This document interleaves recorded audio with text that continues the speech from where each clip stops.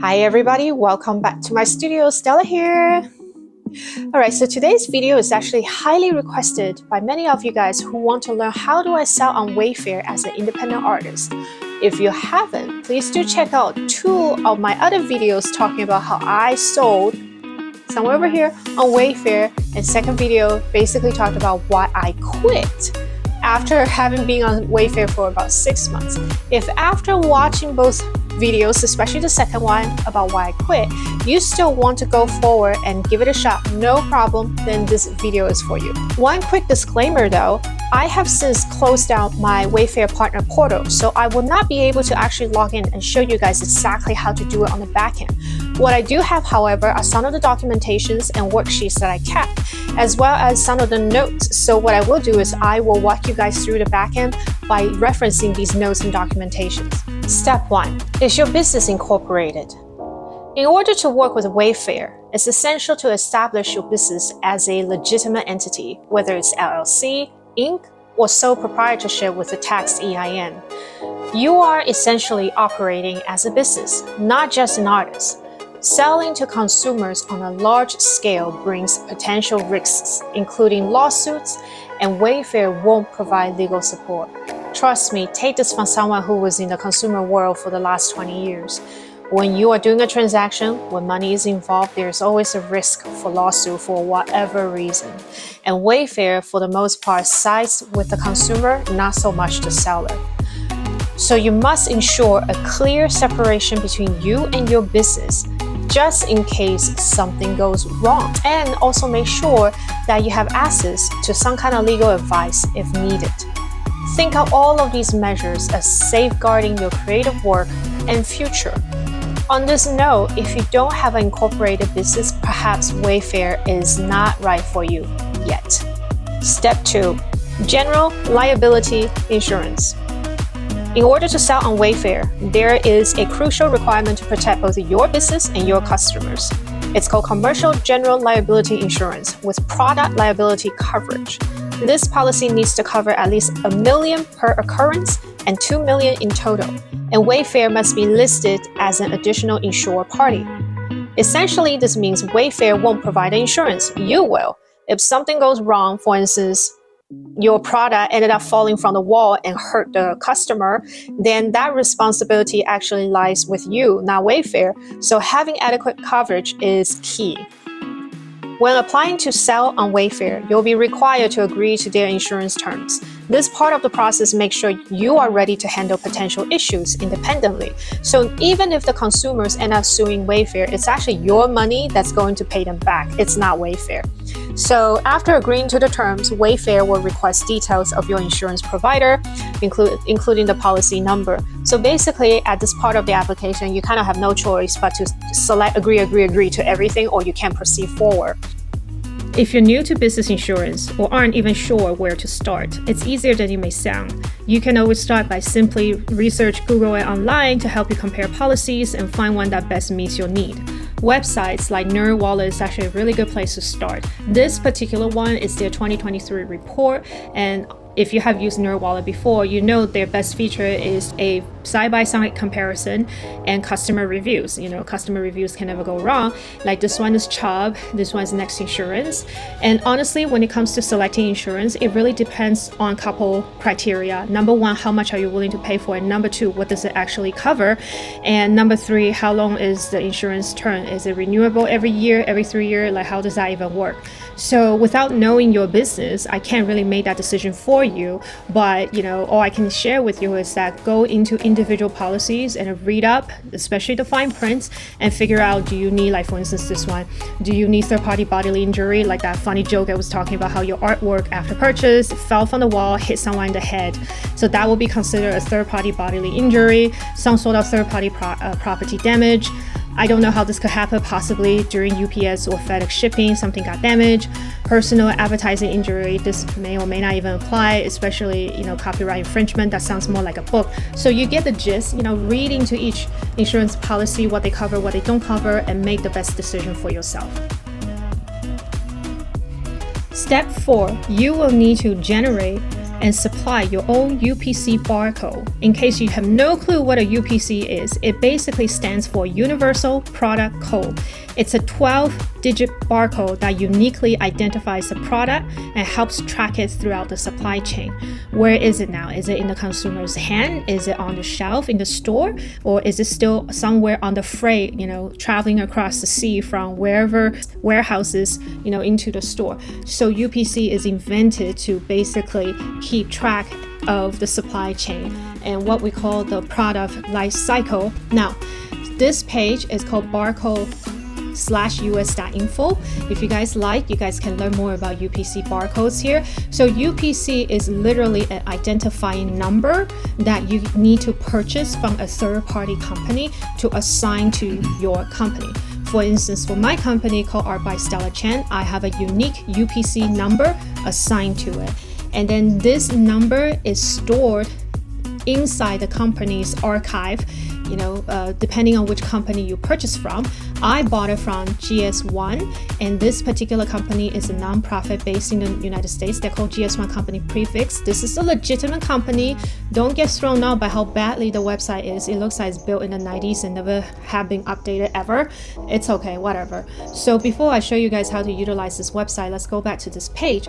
So if you look at any product you purchase from, let's say any of the retail stores, Macy's, Kohl's, whatever, you will see that there is these numbers in the front, and then according to this graph, this is the UPC company prefix. So this particular number is assigned to a very particular company. So when you scan this barcode, immediately on the computer, you will see, this belongs to, let's say, Art by Stella Chang. Don't worry too much about the check digit. It's basically a calculated digit based on the MOD check digit calculation from the preceding digits. Seriously, it doesn't even make any sense what I just read. Don't even worry about it. Just know that you need to purchase the blue numbers because it's fixed to your company. Now, coming back to GS1 Company Prefix. So this is, again, a nonprofit company, and they offer you packages. I myself purchased the $250 initial fee, which comes with one single company UPC number plus 10 barcode numbers. So what this means that you will have 10 barcodes in total that you can put on 10 different items that you want to sell on Wayfair. I will highly suggest start at the lowest hanging fruit. Start with 10 items on Wayfair. But if you got the money, you're ambitious, you got products, fine, go to 100. It's totally up to you. So every year you will receive an email notification asking you, would you like to renew your UPC number and the barcodes? And that will be $50 or $150, $500, depending on which package you purchase. If you say no, they will pretty much shut down and delete your UPC number. So before you jump into doing this, think about it wisely. That once you purchase this website will take you to a transaction page. You finish the transaction, and then it will basically, I believe, give you options of the UPC numbers you can pick from. Once you picked it, that's it. That's your number for your company, and you have to supply your company information, your EIN, your everything, your shipping address, your mailing address. So everything has to be legit. All right. One thing I forgot to mention is that when you first apply to become Wayfair's partners, Wayfair will actually ask you, are you going to sell in the United States market only, or would you also like to sell to international market? If you only want to sell in the United States, then this is really all you need, UPC barcodes. But if you decide that you also want to sell to, let's say, UK, Germany, or I don't know, any of the Asian countries, you have to get a global location number, GLN, which is different from the UPC. Alright, let's assume you have successfully been accepted by Wayfair to be one of their suppliers. Yay! Give yourself a pat. Now what? Well, now you're gonna upload your products. I'm not going to call them art because every time when the transaction is going to start, it's considered a product. You can debate me on it forever, but for the sake of this video, I'm just going to call it a product. So because I no longer have access to the Wayfair partner backend, so I don't have that beautiful page where I show you all the little buttons you can click to upload individual product categories. What I do have, and I don't know why I have this, is an Excel sheet sheet that I downloaded from the Wayfair partner portal directly. And pretty much, just imagine this is a beautiful web page interface, and that's going to ask you to fill in all the information for this one particular product. So obviously, number one, what's your brand? You write down mine is Art by Stella Chang. You write that down. Number two, manufacturer model number. So this is Wayfair assuming that you are the manufacturer of your product, since you are the painter of your art. So yes, that's a yes. So what exactly do you put here? This is also a number that we call SKU, SKU. If you're not from retail, you have no clue what it means. It basically means stock keeping unit. So when the rest of the world started building malls, they realized, holy crap, we have over 10,000 products we had to keep track. What do? They invented this number so that they can input into their, well, nowadays it's computer. Back in the day, it was literally massive phone book worth of, inventory pages. So this number is one single number is assigned to one single product. This is different from UPC. But if you, let's say, walk into Target or Macy's, you will see that usually on their barcode, there's also a SKU number printed on their little tag. So the tag will have both the UPC number, barcode, and the SKU number at the bottom. Okay, at this point, you may be asking, how the hell do you know all of this, Stella? Well, I work as a fashion design director, in the fashion industry for 20 years, so this was kind of my day-to-day job. Anywho, coming back to this. So it's usually between 8 to 12 characters long. It can be as short as 4 to 8. You assign this number, so it's up to you how you want to do it. But I'm going to share with you how I do it to see if it makes sense, just copy it. I call this AP. What does that mean? Art print, because I was selling art print. Ta-da! No brainer. And dash, hyphen. The dash is also counting as another digit.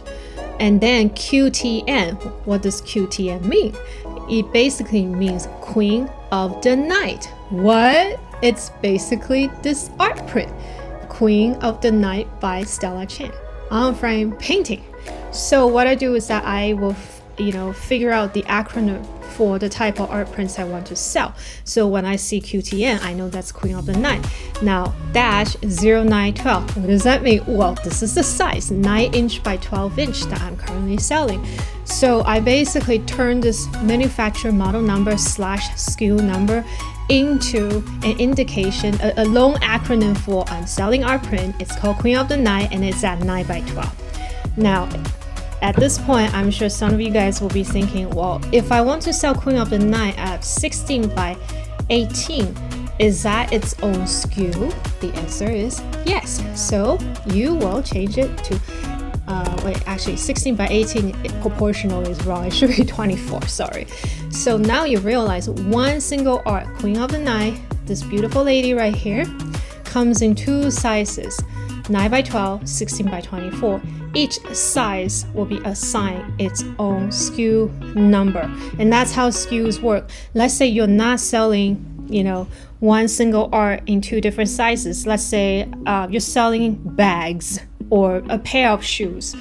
You have one single type of shoe, let's say loafer, and then it comes in 7 different sizes. Loafer 1, loafer 2, just forget about the fact that I probably spelled this wrong, my apologies, and 3, 4, 5, 6, 7. Guess what? Each size will be its own SKU number. Now you may ask me, but what if my loafer comes in 2 colors versus 1? Oh, awesome. So you're gonna have loafer 1 in black in, I don't know, size 8. Then you're gonna have loafer 1 in red in size 9. Did you see that? Style per color per size equals 1 SKU. Style per color per size, 1 SKU. I'm literally repeating myself here. So this is how SKU works. It's per color, per style, per size. All right, and then it goes across all products. So a big store like Macy's or Target, they probably have over 300,000 SKUs floating around. And that's why you need SKU numbers to track it. All right, I have digressed. Let me come back to this. I'm going to quickly run over this. So this number is on the back end. The customer will not see it. This is literally for you yourself to track anything. Now, supplier part number, don't even worry about it. This basically is for manufacturers of furnitures, like, you know, a chair maybe come in 8 different parts that you need to assemble together. So if you're a chair supplier, you'll write 1. But if you're selling art print, it's literally just one part, the print itself, so you just put 1 there. Now remember this UPC number, UPC code, this is the code that you purchase from GS1, so just put it here. ASIN, don't even worry about it, leave this blank. So anything you need to leave blank, I'm gonna make this yellow, so just don't, you know what, no, let's just make this black, so you don't have to fill it out. Product name, however you wanna name it. This product is, I forgot what I wrote here. Oh, is it an art print? Is it canvas? What is it? Oh, okay, here's the fun part. Base cost. How much did it cost you to make this product? What's the cost of goods? So on this note, I need to plug it a little bit. Usually we put labor cost, material cost, you know, and labor obviously includes how much time did it take you to do it, how complicated it was, raw material cost, you know, your pen, your paper, you know, your packaging, always add packaging. You cannot not remember to do that. You know, any type of little stickers, add everything here. So let's say everything comes up to $5. What's an MAP? A sale price is actually, on Wayfair, it's working more as a wholesale price. And if you don't know how retail formula actually works, we usually double the base cost. So this will be a 10. Obviously, you can do more if you feel like, you know, you can, Wayfair customer can accept a higher margin, then go ahead. You can even triple it if you want. So full retail price, and usually again we do a double out of 10, so it should be 20. But this is when you, being savvy, you have to look at your competitors. Someone who sells very similar, let's say original painting or art print as you, see where they retail. If they're retailing at $29.99, oh, that means you can go up to $29.99. Woohoo! And let's say if they only retail about $24.99, then you kind of stay within $24.99. Or look at your own cost, your base cost. Can you afford to go down a little bit just to be a tiny bit more competitive? That's totally up to you. And the plug I was going to say was that if you have no clue how to even price your work, I do teach how to do pricing establishment for art. So just go down to the description box. I have my super peer one-on-one coaching. Just sign up with me and then bring your work, and then we'll go from there. All right, coming back. Minimum order quantity, that's 1. They have to order at least 1. Unless you're doing wholesale, you can put this like they have to order 10 at a time, but that's very rare because Wayfair is not exactly a wholesale site. Force multiple, ignore that. Display set quantity, just 1. You know, you're not selling a set of anything. Everything is 1, 1, 1. And this one, I remember on the back end of Wayfair, this wouldn't even be an option for you to select because, again, like I said, this is a simple Excel sheet. On Wayfair, it's an actual interactive interface, a beautiful web page. When you have select something like minimum order quantity or something over here, like when I think it's when this product is art, when you select art over here, force multiple wouldn't even show up. So don't even worry about it. So let me just make this black so I'm not like confusing you guys even more. Okay, collection name, if you have one. I didn't have one. Oh, marketing copy. This is actually very important. Again, this is a flat Excel sheet. You cannot see how it's like, but basically this category is this. So when you upload images, it's actually image upload.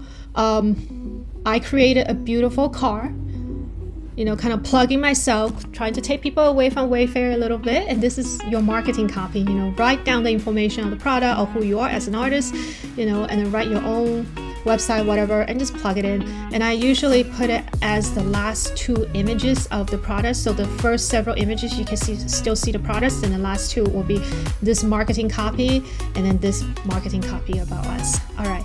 Okay, so feature bullet 1, 2, 3, 4, 5, 6, 7.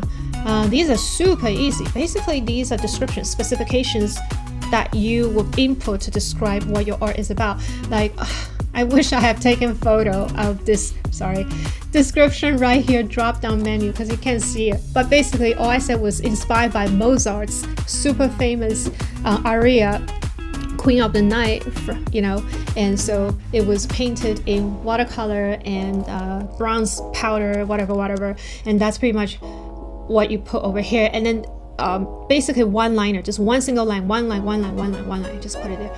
And country of manufacturer, if you're from the United States, put US. If you're from another country, just write down whatever. California Proc 65, over here you write none. Basically what that means is that is the lead content of your product following Prop 65, which is a California law that says that your lead content cannot go above a certain quantity. I forgot what it is, lead 65. This really pertains more to things that you will wear on your body, like clothing, leather bags, leather shoes. If you guys are interested, you could just simply Google search, yeah, and then figure out like what's the lead content that you cannot go over and why is that. It's all over here. But you know, unless you're using super toxic paint, then this does not apply to you. Just leave it. Harmonized code, Canada code, no, unless you're Canadian, then yes, you have to fulfill that. Ship type, small parcel. LTL basically means freight shipping, and you only do that when you're shipping literally by freight across the sea, or you're shipping something super huge by freight. So no, just go with the small parcel. Again, freight class, unless you're shipping freight, this does not apply to you, just ignore it.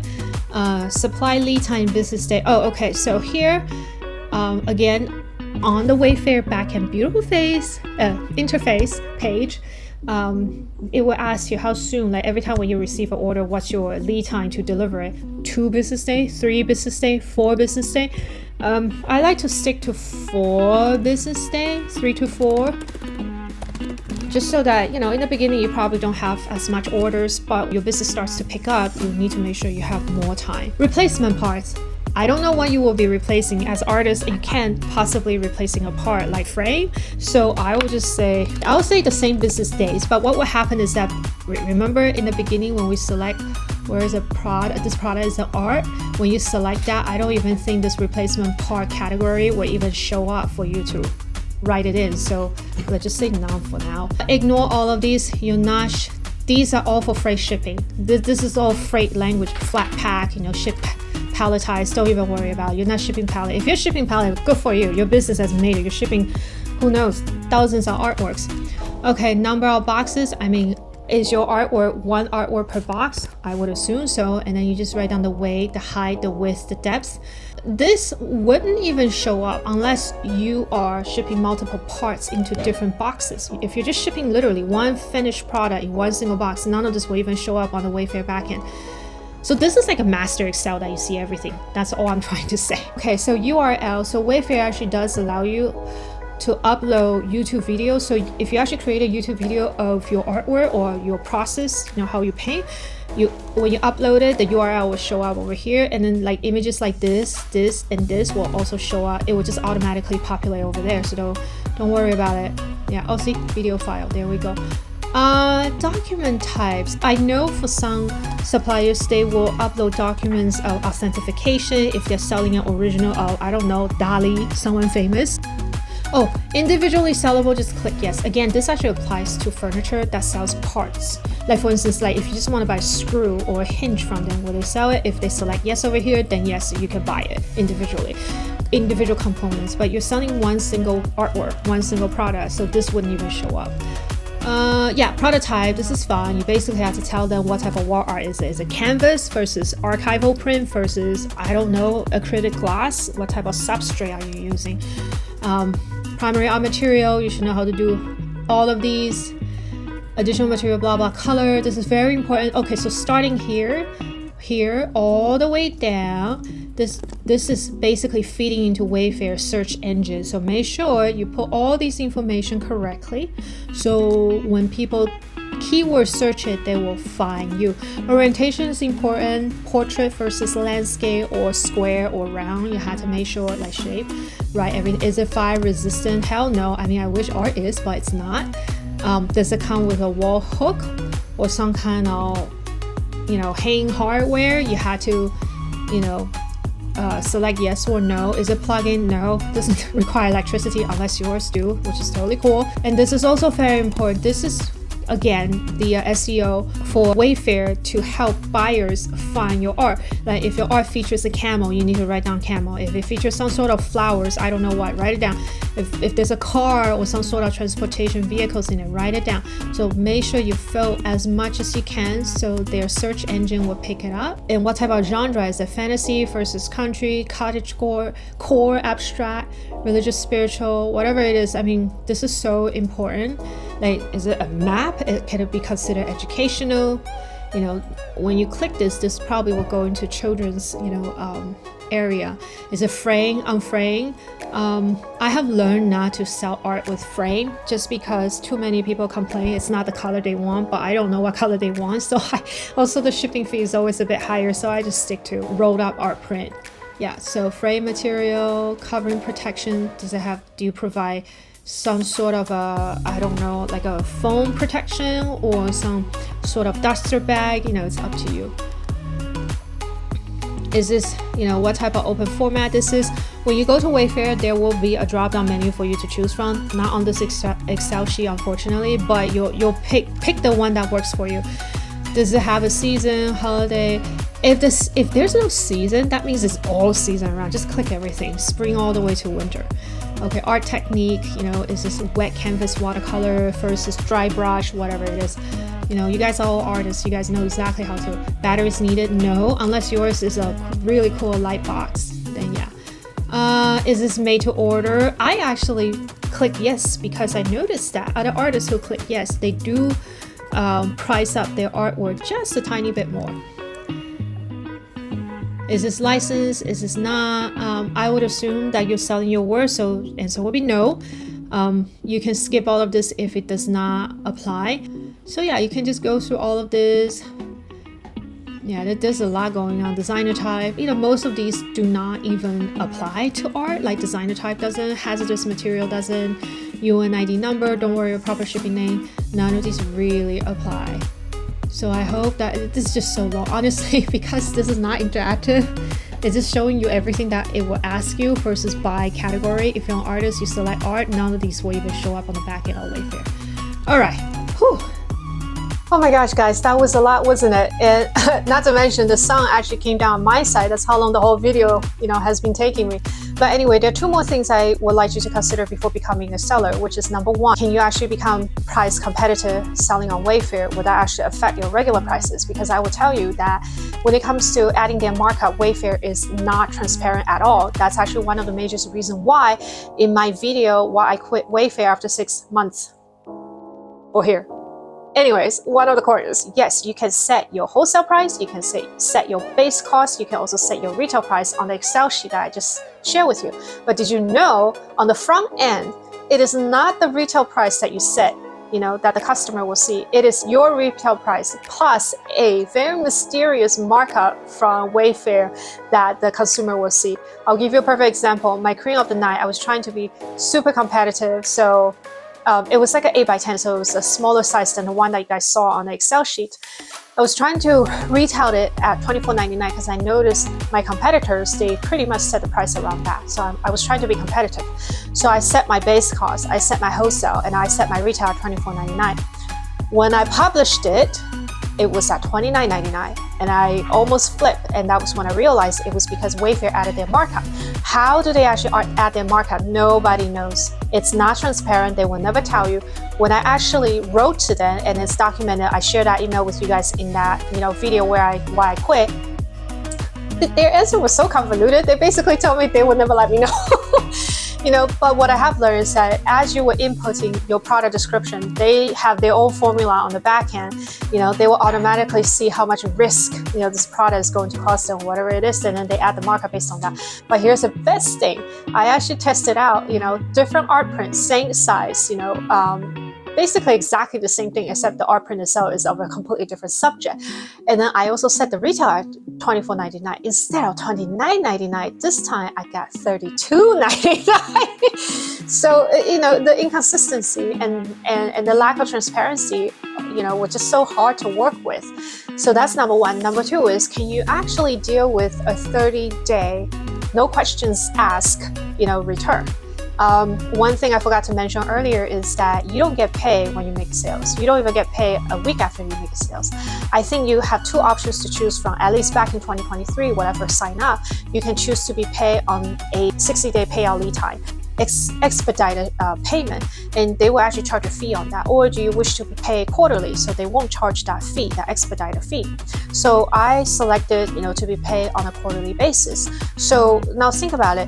You thought you made a sales, but within 30 days, the customer decided to return it for no reasons whatsoever.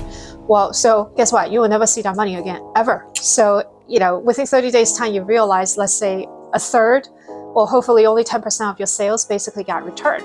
Do you have enough cash flow to actually back you up and support you through that time, especially when you're not even going to see that money until a quarter later? So these are all the things you had to think about.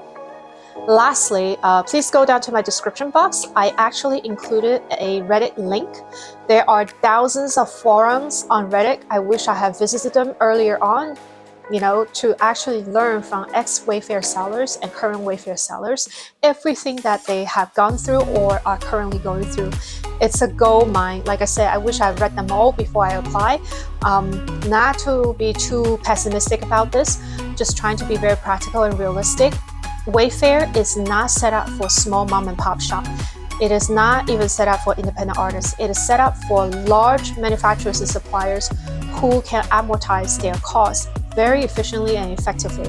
They have absolutely no problem to drop ship hundreds, even thousands of orders, per week, and they have absolutely no problem to bankroll themselves until they get paid because their cash flow is that strong. So you really have to take all of these into account before you decide to sign up for it.